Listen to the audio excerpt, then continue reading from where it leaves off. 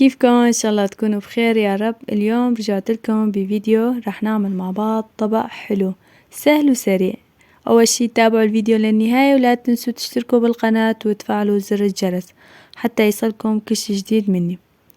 وهلأ خليكم معي حتى نبلش بطبقنا لليوم. بيلزمني اول شي 1 لتر من الحليب، راح اضيف هون كمان كاسة من السكر، 4 معالق أو 5 معالق من الطحين. راح نحركهم على البارد حتى يمتزجوا كلياتهم مع بعض. بعد ما خلطناهم راح نحطهم على نار وسط ونضل نحرك فيها حتى نحصل على القوام اللي نحنا بدنا اياه. طبعا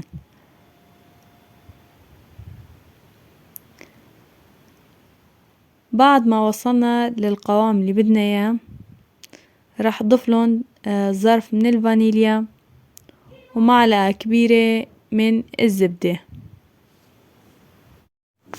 وبعد ما ضفت لهم هيك بحركهم كتير منيح مع بعض وبصير عندي هيك الخليط جاهز.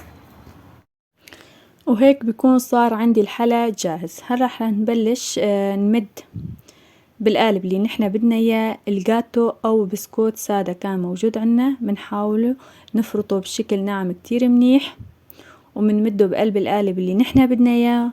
وبعد ما رصيناه منيح بنبلش نمد الحلا اللي نحنا عملناه عليه بالتساوي مثل ما انكم شايفين معي بهذا الشكل.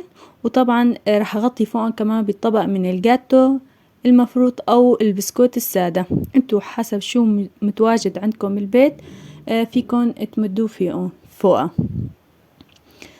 راح بلش هلا مدهم بالتساوي، لازم هو والسخن طبعا حتى يمسكوا بعضهم. وهذا الحلا كتير سهل وبسيط طبعا. واخر شي راح زينه كمان بالفريز او اي شي متواجد عندكم كمان فيكن تزينوه فيها. انا زينتهم بهذا الشكل مثل ما انكم شايفين معي. وبعد ما حطيت الفريز راح زينه كمان بصوص الشوكولاتة اللي انا عملته بهذا الشكل. هذا الحلا كتير طيب وكتير سهل مثل ما قلت، بأي وقت فينا نعمله. بتمنى انه يكون عجبكم يا رب وتكونوا استفدتوا من طريقتي كمان. وهيك انا بكون وصلت لنهاية الفيديو، ان شاء الله يكون عجبكم يا رب.